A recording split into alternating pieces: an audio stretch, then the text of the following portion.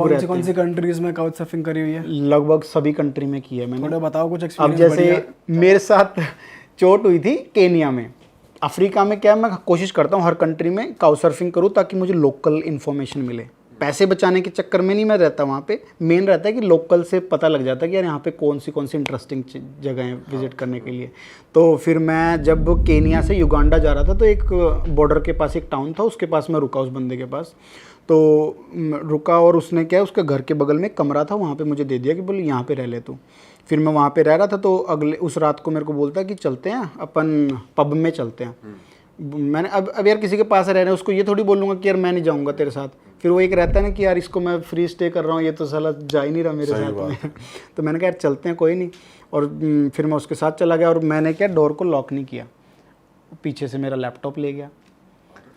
और उस टाइम पे मेरे को इतना हेडेक हो, वापस आके देखा मेरा लैपटॉप ले गया, जेब में मेरे पाउच में थे लगभग $200 के आसपास थे, तो वो भी ले गया।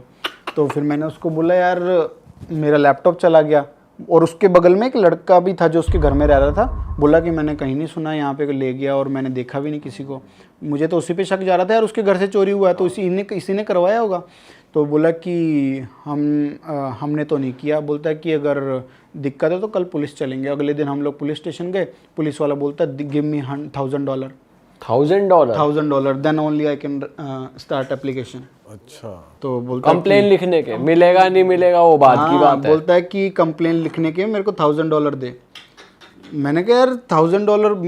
बोलता है कि और वो भी गारंटी नहीं है आपका लैपटॉप मिल जाएगा कि नहीं मिल जाएगा। बोला हमारे केनिया में ऐसी कोई स्कीम नहीं है कि हम लोग ट्रैक कर सकें। अच्छा। मैंने कहा फिर तू $1,000 किस चीज़ के ले रहा है, क्यों कंप्लेन करवाऊँ मैं? सही बात है। मैंने उसको बोला मुझको देख कुछ मुझे पता अफ्रीका के लोग कुछ काम नहीं करते, उनको करप्शन है।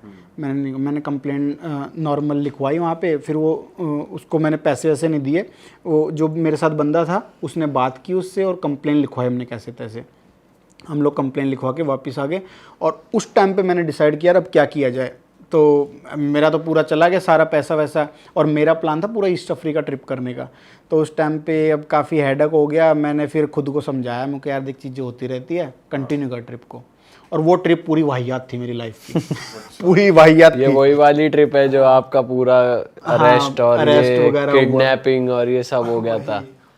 साउथ अफ्रीका में भी आप बता रहे थे जोहानिसबर्ग का कुछ सीन है। हाँ, जोहान्सबर्ग अगर आप सर्च करोगे दुनिया की जो डेंजरस सिटीज़ के अंदर जोहान्सबर्ग टॉप पे है। अच्छा। क्राइम के अंदर। वहाँ पे अगर आप नॉर्मली भी स्ट्रीट पे वॉक कर रहे हो ना, अगर आपने थोड़ा सा टेंशन नहीं दिया अपने आसपास के लोगों में, तो आपकी बिलोंगिंग्स है उसको लेके भाग जाएंगे, लूट लेंगे। और जिस गली में लोग नहीं है और उस गली में आप अकेले घूम रहे हो तो चांस ही नहीं है कि आपको वहाँ पे कोई छोड़ दे, गन लगाएंगे और आपको लूट के ले जाएंगे। और अगर उस कंट्री में आप अपने गाइड के साथ चल रहे हो तब कोई दिक्कत नहीं है। उसको पता है कि किस जगह पे हम लोगों को घूमना है। अब एज अ फॉरेनर मुझे क्या पता कि यार कौन सी जगह ज़्यादा सेफ है, तो जाने से पहले थोड़ी रिसर्च करनी पड़ती है कौन सा एरिया बेटर है। सही बात है। लेकिन जोहान्सबर्ग बहुत डेंजरस है। केप टाउन बेटर है, केप टाउन फिर भी बेटर है, क्योंकि अगर आप टूरिस्टिक प्लेसेस पे स्टिक रहते हो तो आपको कोई दिक्कत नहीं है। भाई आप बता रहे थे काउच सर्फिंग करते हो, आपका एक गे एनकाउंटर भी हो गया था। हाँ, चाइना में फर्स्ट टाइम जब चाइना ओपन हुआ तो मैंने फटाफट से वीज़ा अप्लाई कर लिया और चाइना जाने का प्लान था। अब इतनी रिसर्च नहीं की थी कि चाइना में सब कुछ ही बैन है, क्योंकि वहाँ पे व्हाट्सअप नहीं चलता। हाँ। कोई भी बाहर की चीज़ें नहीं चलती है। इवन गूगल का अगर आपके पास फ़ोन है तो गूगल का फ़ोन चलता नहीं है वहाँ पे। अच्छा, वेस्ट है गूगल का फ़ोन वहाँ पे। तो फिर मैंने वहाँ पे काउच सर्फर ढूंढा बीजिंग में, तो उसको मैंने रिक्वेस्ट भेजी कि यार मैं 2 नाइट के लिए आपके पास रुकूंगा, क्योंकि यार अब फर्स्ट डे तुम जा रहे हो और नई कंट्री में जा रहे हो तो फर्स्ट डे लोकल के पास बनता है। सही तो फिर मुझे नहीं पता था कि वो बंदा गे है। अच्छा।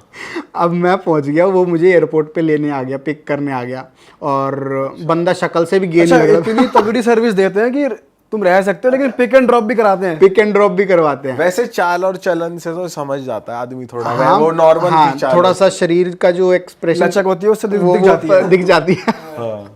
तो मैं उसके पास गया, उस बंदे ने। और हाँ, चाइना में अगर जाते हो तो आप अपने पासपोर्ट से सिम कार्ड नहीं खरीद सकते, वहाँ पे पुलिस में जाके रजिस्ट्रेशन कराना पड़ता है, काफ़ी बसड़ है वहाँ पे। तो उस बंदे ने खुद की आईडी से मुझे सिम कार्ड भी दिलवाया। मैंने कहा यार बड़ा अच्छा बंदा है, दिलदार लड़का है, और पूरे रास्ते मुझे गाइड करता है, ये चीज़ें अच्छी, ये चीज़ें अच्छी। इंग्लिश बोलता था वो, इंग्लिश अच्छी बोलता था, और काफ़ी कंट्री ट्रैवल भी की थी।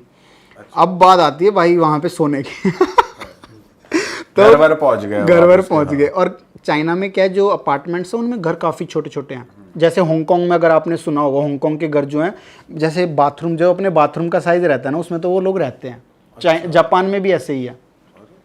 तो उसका घर काफ़ी छोटा था, उसमें से बाथरूम था और एक सोफ़े के बराबर उसका टॉयलेट था, उसमें छोटी सी सीट थी और छोटा सा नहाने के लिए था। तो छोटा सा बेड था। अब बोलता है कि सो जा भाई, ठीक है यार, लड़का ही है, मैं अपने रहता है ना, लड़का तो लड़के के बगल में तो सो सकते हैं। हाँ। लड़की का रहता है तो बंदा हिचकिचाता सही है। बात है। तो मैं सो गया वहाँ पे। 15-20 मिनट बाद बंदा भाई साहब में मेरा पूरा शरीर टच करने लग गया, डाउन पार्ट सबको टच करने लग गया वो। और फिर और आपको नींद में रियलाइज हो कि कोई टच कर रहा है। हाँ, मुझे रियलाइज हुआ यार कोई टच कर रहा है और मेरी नींद खुल गई। फिर मैंने कहा क्या कर रहा है ये?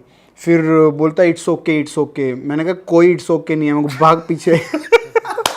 क्या हो क्या मेरे की दूर हट। फिर मैंने उसको पीछे पुश किया तो बोलता है कि it's okay, I help you a lot and you have to spend a night with me. तो मैंने कहा यार मेरे को कोई इंटरेस्ट नहीं है बॉयज़ में। तो बोलता है कि it's okay, it's just one night. मैंने कहा कोई इट्स ओके नहीं है। फिर मैंने उसको लात मारी पीछे। मैंने कहा या तो मैं जा रहा हूँ यहाँ से। तो फिर बोला कि okay you can sleep, I will not touch you. मैंने कहा तेरे पे भरोसा ही नहीं है। फिर उसके बेड के साइड में थोड़ी सी जगह थी, वहाँ पे मैं कोने में सोया पूरी रात। और अगली सुबह 5 बजे और मैं वहाँ से निकल लिया।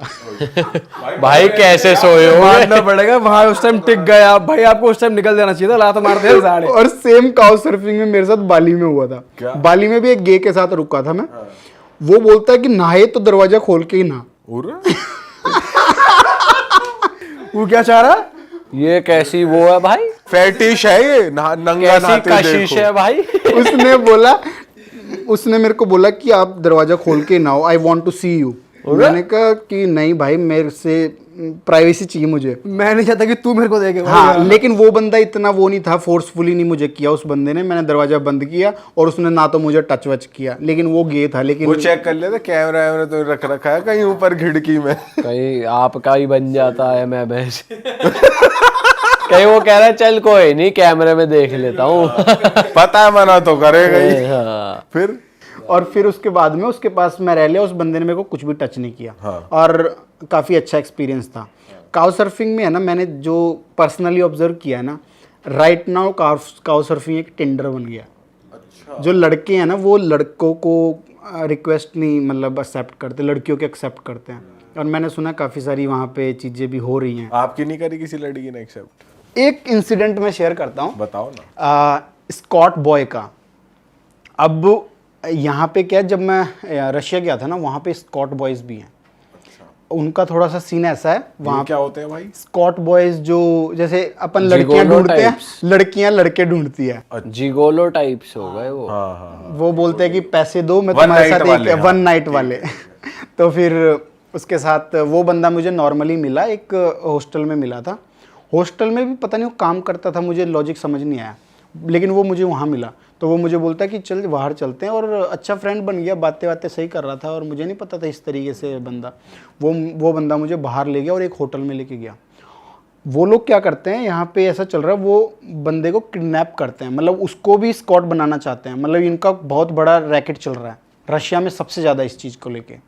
तो वो बंदा मुझे ले गया और वहाँ पे उसने कैमरे जो जिस जगह में होटल में गए थे, बोला ये मेरा घर है, यहाँ पे मैं रह रहा हूँ। तो बोलता है कि तुम यहाँ पे सो जाओ, बिकॉज हम लोग दूसरी सिटी में गए थे। तो बोलता है कि यार यहाँ पे घूमेंगे, और फिर बोलता है कि वापस की हो जाएगा तो यहाँ पे रुक जा। तो मैंने कहा यार फ्रेंड है, इसके पास रुक जाते, हॉस्टल अगले दिन चले जाएंगे। हाँ। तो उसने कैमरे वैमरे लगा रखे थे वहाँ पे। तो उसके वहाँ पे एक लड़की आई, लड़की भी नहीं थी, वुमेन थी, मतलब 35 के 40 के आसपास थी, आंटी टाइप की थी। भाभी। हाँ भाभी। भाभी लवर। भाभी। तो फिर वो प्यार करते हैं अंदर ही अंदर भाभीयों से। फिर वो मुझे बोलता है कि आपको इसके साथ सोना है। मैंने कहा मुझे नहीं सोना इसके साथ में। तो फिर वो लोगों का ऐसा चलता है कि वो लोग फ़ोटो वगैरह लेते हैं। उन्होंने मेरी बहुत सारी फ़ोटो ले रखी थी। तो उनका ऐसा रहता है, वो लोग फ़ोटोज़ को दूसरे बंदों को देते हैं। और ऐसा रहता है कि वो बंदा मुझे बार बार बोल रहा था कि एक प्लेस का नाम बोल रहा था, बोला वहाँ पे चलेंगे। लेकिन मुझे थोड़ा सा फील हो गया था, मुझे यार कुछ तो मामला गड़बड़ है यहाँ पे। और ये चीज़ लड़कियों के साथ भी काफ़ी ज़्यादा रहती है। मतलब वो जैसे किडनैपिंग का सीन मतलब रहता है। जैसे आपको उन्होंने कहा कि आप इनके साथ सोओगे, अगर आप सोते तो वीडियो बना वीडियो के बना के ब्लैकमेल ब्लैकमेल करते हैं कि मैं ये वायरल कर दूंगा, आप जैसा मैं कह रहा हूँ पैसे दो। वैसा करो। तो वो मुझे बोलता है कि तुम इसके साथ सोना चाहते हो। मैंने कहा मैं नहीं सोना चाहता इसके साथ में। तो बोलता है कि मेरे साथ सो लो। मैं कहा मैं क्यों सोऊं तेरे साथ में। मैंने कहा यार तू क्लोज फ्रेंड है इसलिए मैं तेरे साथ में आया हूँ यहाँ पे, और तू मेरे को इस तरीके से कर रहा है। और फिर मुझे बाद में पता लगा उस कमरे के अंदर काफ़ी सारे कैमरास थे। और बाद में मुझे थोड़ा सा रियलाइज़ हुआ, तो अगले दिन मैं वहाँ से निकल लिया। और सेम लेडी मुझे दूसरे दिन मिली थी, अरे सेम लेडी। भाई ये कैसा स्कैम चल तो रहा है। वो बोली कि आप मुझे $100 दो और मेरे साथ सो लो। मैंने कहा मैं क्यों सोऊं, मुझे नहीं सोना तेरे साथ में। तो बार बार फोर्स कर रही थी, तब मैं समझ गया, मैं कहा यहाँ गड़बड़ है काफ़ी ज़्यादा। तो इस वीडियो के माध्यम से ना एक चीज़ और मैं बोलना चाहूँगा, लोग जो बाहर ट्रैवल करते हैं ना, लोगों को ऐसा रहता है कि यार इसके साथ सो लूँ, इसके साथ सो लूँ। ये चीज़ें काफ़ी ज़्यादा हैं। और एक आपने सुना होगा, अच्छा ये उन्हें भी पता है कि ये यही करने आ रहे हाँ, हैं, तो और फंसाते हैं। इंडियंस का स्पेशली जो रहता है ना, इंडियंस को पकड़ते हैं ये लोग, क्योंकि इंडियंस का माइंडसेट ही इस चीज़ के लिए है। अब थाईलैंड को तो पूरा बदनाम कर रखा सही बात है। है। और हालांकि थाईलैंड में काफ़ी कुछ इंटरेस्टिंग देखने के लिए, लेकिन वही है। आप कुछ बता रहे थे अभी बीच में। हाँ, तो वहाँ पे जो वो लोग क्या, जो ब्लू डार्ट रहता है ना, ब्लू डार्ट नहीं, डार्क वेब में ये लोग फोटोज़ वगैरह सेल करते हैं।